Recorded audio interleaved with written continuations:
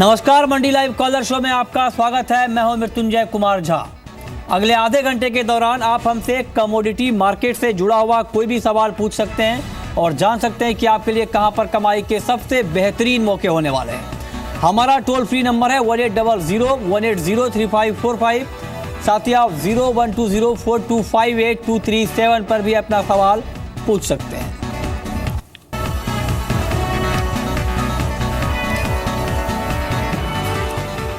और सवाल जवाब का सिलसिला शुरू करेंगे, लेकिन सबसे पहले नज़र मार्केट के ताज़ा हाल पर कि फिलहाल बाजार में किस तरह का एक्शन देखने को मिल रहा है, ये हम आपको बताने जा रहे हैं। गोल्ड में करीब 63 रुपये की कमज़ोरी है। 26,927 के आसपास MCX पर गोल्ड में ट्रेड हो रहा है। और सिल्वर की बात करें तो आज गोल्ड के साथ साथ चांदी का भाव भी दबाव में है। करीब 190 रुपये की कमज़ोरी है। 38,950 के आसपास है MCX पर चांदी का भाव। और इन सब के अलावा अगर बात करें नेचुरल गैस की तो यहाँ पर करीब 1.5% की तेज़ी है। 241 के ऊपर MCX पर नेचुरल गैस में ट्रेड हो रहा है। क्रूड में दबाव है और 10 रुपये के आसपास यहाँ पर नरमी आई है।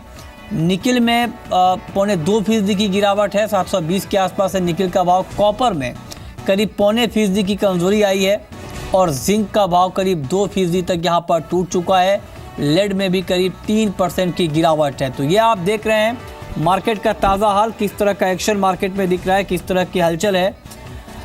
लेकिन अब बात कर लेते हैं बम्पर कॉल की, जहाँ पर आप 6 घंटे में अच्छा खासा मुनाफा कमा सकते हैं। पहली कॉल है क्रूड, जहाँ पे 3550 के स्तर पर बिकवाली की सलाह है। 3500 रुपये का टारगेट होगा। 3580 के स्तर पर आप स्टॉप लॉस लगा सकते हैं। दूसरी महत्वपूर्ण कॉल कॉपर, 373 के स्तर पर बिकवाली की राय है।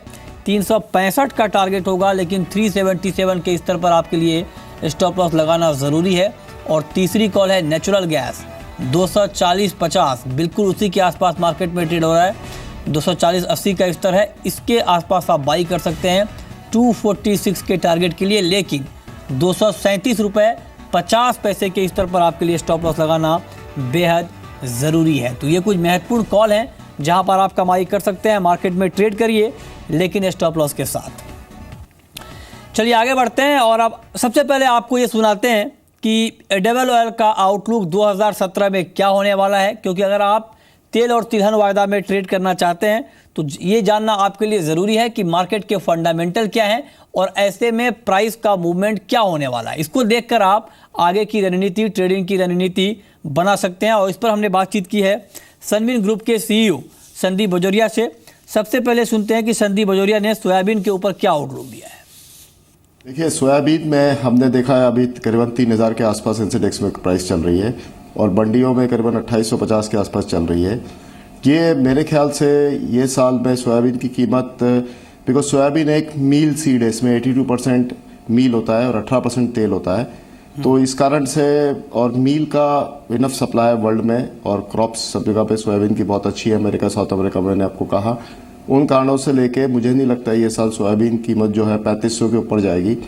हमें रेंज सोयाबीन का यही समझ के चलना चाहिए 2950 से 3500 का। 2950 से 3500 का रेंज संदीप बजोरिया 2017 के लिए सोयाबीन का दे रहे हैं। इसके पीछे इनकी दलील ये है कि ग्लोबल मार्केट में सप्लाई काफ़ी ज़्यादा है, देश में सोयाबीन का उत्पादन बढ़ने वाला है। लेकिन मस्टर्ड का भाव कहाँ तक जाएगा, मस्टर्ड में तेज़ी या मंदी, और चूँकि सरसों का उत्पादन भी अच्छा रहने वाला है तो यहाँ पर भी बड़ी तेज़ी की संभावना से संदीप बजोरिया इनकार कर रहे हैं।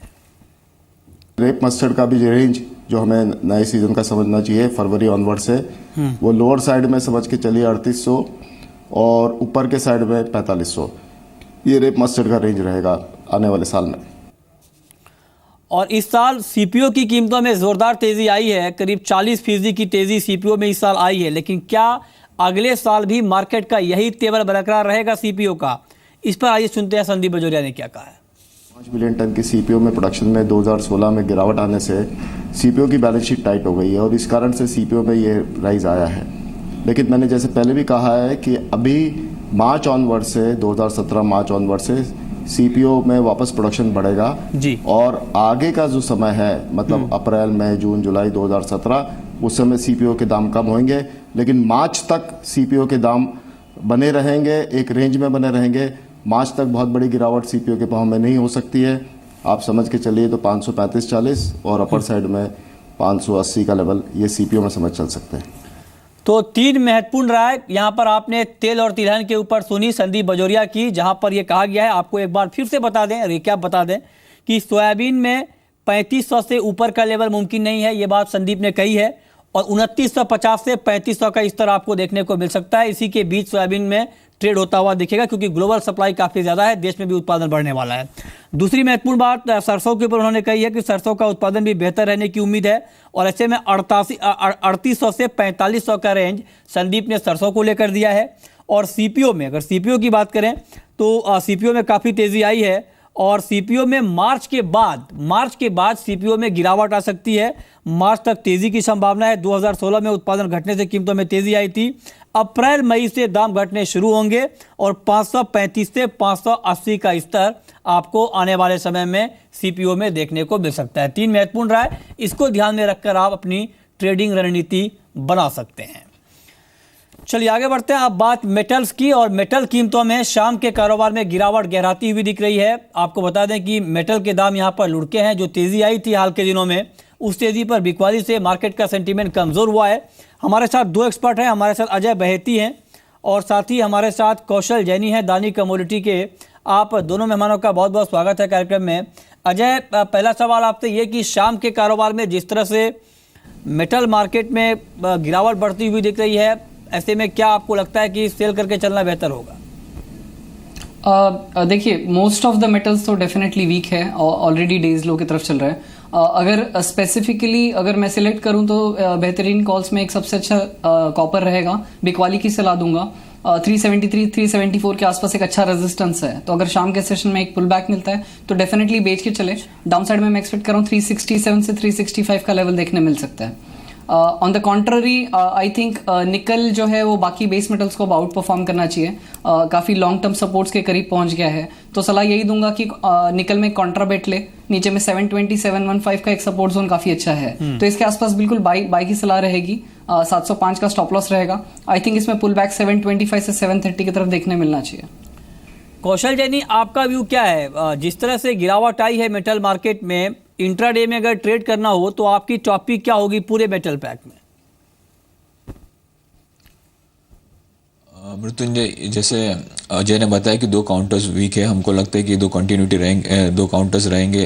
कॉपर खास करके एक वीक है, और अगर एक out of the trade commodity है वो हमको लगता है जिंक जो है वो इंटरडे काफ़ी पुल बैक के लिए एक रेडी हुई है। तो हमको लगता है कि अगर 174 के ऊपर ट्रेड करती है कमोडिटी तो वापस 177 के लेवल छू सकती है। तो ये एक बैट है जहाँ पे बाइंग कर सकते हैं जिंक के अंदर। 172 के स्टॉप लॉस के साथ में अगर 174 के ऊपर प्राइस जाता है तो लॉन्ग पोजीशन इनिशिएट कर सकता है। हमारे हिसाब से 177 के टारगेट्स बने रहेंगे जिंक के अंदर। ठीक है, तो मेटल में गिरावट है और ऐसे में आप किस तरह का ट्रेड कर सकते हैं ये आपको एक्सपर्ट लगातार बता रहे हैं। आप सवाल भी पूछिए और जानिए कि आप कहां पर और बेहतर मुनाफा कमा सकते हैं। अजय बहेती, गोल्ड के ऊपर क्या व्यू होगा आपका? क्योंकि गोल्ड में लगातार आज शुरुआती दौर से ही दबाव का माहौल बनता हुआ दिखा है। अंतर्राष्ट्रीय बाजार में ट्रेडिंग वॉल्यूम कम है क्रिसमस से ठीक पहले, क्योंकि कारोबार में कमी आई है, लेकिन फंडामेंटल में कोई बदलाव नहीं है। क्या करना चाहिए गोल्ड और सिल्वर में? एग्जैक्टली मृत्युंजय, फंडामेंटल में अभी भी कोई बदलाव नहीं है। जैसे कि मैंने लास्ट वीक भी कहा था कि अगर हम एक थोड़ा सा बड़ा मीडियम टर्म पिक्चर भी देखें तो 27,800 से 28,000 का जो जोन था उसके नीचे आने के बाद से हमने देखा कि प्रेशर और बढ़ गया है। आप इंट्राडे की बात कर लो या शॉर्ट टर्म आउटलुक की बात कर लो, हफ्ते भर की भी बात कर लीजिए, ओवरऑल मुझे लगता है प्रेशर बना रहेगा। मीडियम टर्म ट्रेडर्स के लिए 27,800 28,000 का लेवल की रहना चाहिए, जबकि इंट्राडे ट्रेडर्स के लिए 27,200 का लेवल की रहेगा। जब तक 27,200 के नीचे मार्केट है, डेफिनेटली पुल बैक मिलता है तो बिकवाली कर ही चले। ओवरऑल हम एक्सपेक्ट कर रहे हैं डाउन साइड में 26,700 से 26,600 का लेवल मिलना चाहिए देखने जी। चलिए, हमारे साथ आप कॉलर हैं, अभिषेक हैं दिल्ली से। पूछिए अभिषेक। हेलो जी, पूछें।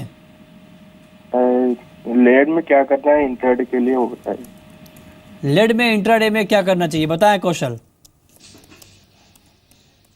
हमारे हिसाब से पुल बैक रैली लग रहा है क्योंकि काफ़ी ओवरसोल्ड टेरिटरी में आ चुका है, तो थोड़ी पुल बैक रैली आ सकती है। लेड में 144 के ऊपर जाता है तो 147 के लेवल्स आ सकते हैं, तो वेट करें। अगर पुल बैक रैली आती है 144 के ऊपर तो बाई करें। 142 के स्टॉप लॉस के साथ में ऊपर में 147 का टारगेट बना रहेगा। ठीक है, इसके अलावा आप अगर चांदी की बात करें अजय बहती स्पेशली, तो बिल्कुल अगले 6 घंटे के लिए एक चांदी पर आपका टारगेट क्या होगा, ये जवाब आपसे जानेंगे। लेकिन इस बीच हमारे साथ चांदी पर एक कॉलर भी जुड़े हैं, आशीष हैं आगरा से। पूछिए आशीष। नमस्कार सर। नमस्कार, पूछिए। मेरे पास चांदी है फिजिकल में, और नीचे कहाँ तक आ जाएगा कि मैं लॉन्ग टर्म इन्वेस्टर हूँ साल भर के लिए, तो कहाँ तक नीचे आएगा तो वहाँ मैं और ज़्यादा ऐड कर लूँ। ठीक है, एक तो इनके पास फिजिकल में चांदी का स्टॉक है, ये जानना चाहते हैं कि और कहाँ तक दाम गिर सकते हैं, और दूसरा कि अगले 6 घंटे में क्या टारगेट है आपका, अजय बताएं। देखिए, इन्वेस्टमेंट पर्सपेक्टिव से मुझे लगता है बॉटम काफी नजदीक है। मैक्सिमम डाउनसाइड में हम 38,000 तक के लेवल की उम्मीद कर सकते हैं अगर आप इन्वेस्टमेंट पर्सपेक्टिव बात करें तो। जबकि अगर मैं इंट्राडे स्पेसिफिकली बात करूं तो स्पॉट सिल्वर जो है वो 16.85 के करीब है, जो कि एक बहुत अच्छा लॉन्ग टर्म सपोर्ट है। तो स्पेसिफिकली इंट्राडे पर्सपेक्टिव एक बाइंग की सलाह दूंगा। बिल्कुल 38,800 के आसपास बाय कीजिए, 38,500 का स्टॉप लॉस रहना चाहिए। इंट्राडे सेशन में एक 400 से 500 रुपए का pull back current price level से देखने मिल सकता है। ठीक है, हमारे साथ अब कॉलर विजय जुड़े हैं राजस्थान से। निकिल के ऊपर इनका सवाल है, पूछिए विजय। हाँ हेलो जी, पूछें। मैं सर निकिल मौजूदा लेवल पे बाय करना चाहता हूँ। करंट मार्केट प्राइस पर आप निकिल में बाइंग करना चाहते हैं। कौशल जैनी, क्या ये सही वक्त है, सही प्राइस है बाइंग के लिहाज से निकिल में? वेल मृत्युंजय, कॉपर और निकल दोनों थोड़ी वीक कमोडिटी हो चुके हैं, तो हमको लगता है कि ये दोनों कमोडिटी में अगर शॉर्ट पोजीशन इनिशिएट करे तो बेटर पोजीशन रहेगा, क्योंकि निकल जो है उसका जो प्रीवियस सपोर्ट था 730 735 का, वो उसने तोड़ दिया है। तो हमको लगता है कि ये लेवल जब तक ये तोड़ इसके नीचे रहता है तब तक पोजीशन इनिशिएट करना चाहिए। अगर राइज आती है हमारे हिसाब से 720 725 के आसपास, तो एक अच्छा सा लेवल है, वहाँ पे वो शॉर्ट पोजीशन इनिशिएट कर सकता है। हमको लगता है ये कमोडिटी के प्राइस 700 के नीचे स्लिप होने की काफ़ी संभावना है। ठीक है, अगले कॉलर हमारे साथ राकेश हैं हरियाणा से। ग्वार पर इनका सवाल है, पूछिए राकेश। राकेश, आपको आवाज आ रही है? लगता है हमारा संपर्क नहीं हो पा रहा है, लेकिन आपको बता दें कि ग्वार में आज काफ़ी ज़्यादा गिरावट आई है, करीब 3% तक दाम गिरे हैं ग्वारसील और ग्वारगम के। अजय बहती, क्या वजह आप देख पा रहे हैं ग्वार में इतनी तेज़ गिरावट की? मृत्युंजय, डेफिनेटली गिरावट तो है, लेकिन मुझे लगता है कहीं ना कहीं भाव अभी जो एक पुराना प्रीवियस लो था 3,050 3,000 के करीब, उसके करीब पहुंच गया है। तो बिकवाली की राय यहाँ नहीं दूंगा, रिस्क रिवॉर्ड ठीक नहीं है। इनफैक्ट अगर 3,050 के नीचे 3,040 के स्टॉप के साथ एक बार बाइंग की जा सकती है पुल बैक रैली के लिए। वो पुल बैक रैली सस्टेनेबल होगी या नहीं, ये तो आने वाले वक्त में पता चलेगा। बट एज ऑफ नाउ मुझे लगता है डाउन साइड लिमिटेड है, क्योंकि प्रीवियस लो काफी नजदीक है। ठीक है, अगले कॉलर हमारे साथ जमा खान हैं रामपुर से। मेंथा पर इनका सवाल है, पूछिए। आपको आवाज आ रहा है? जी हाँ, हेलो जी, good evening sir. Good evening, पूछिए आपकी आवाज आ रही है? पूछना चाह रहा हूँ जी, मैं पूछना चाह रहा हूँ कि मेरे 50 शेयर हैं और ये मुझे क्या दें, क्या 1150 का भाव मिल सकता है? नहीं, आप किस पे सवाल पूछना चाह रहे हैं? मैं आपसे पूछ रहा हूँ सर। किस कमोडिटी पर सवाल है आपका? मेंथा ऑयल पे। ओके, मेंथा ऑयल को लेकर आप सवाल जानना चाहते हैं और आगे का आउटलुक आप जानना चाहते हैं। बताएं अजय बहती, क्या आउटलुक आप देख पा रहे हैं मेंथा का? डेफिनेटली मेंथा में तेजी है। हमने पहले भी देखा है कि 980 और 1000 ये जो एक जोन था, काफी क्रूशियल रेजिस्टेंस था जो ब्रीच हो गया है। अब भाव 1030 के करीब है। मुझे लगता है लॉन्ग पोजीशन में बने रहे। शॉर्ट टर्म देखेंगे तो 1060 से 1080 का लेवल रहेगा, जबकि अगर एक 2 महीने पर्सपेक्टिव बात करेंगे तो 1150 तक के लेवल की उम्मीद की जा सकती है। ठीक है।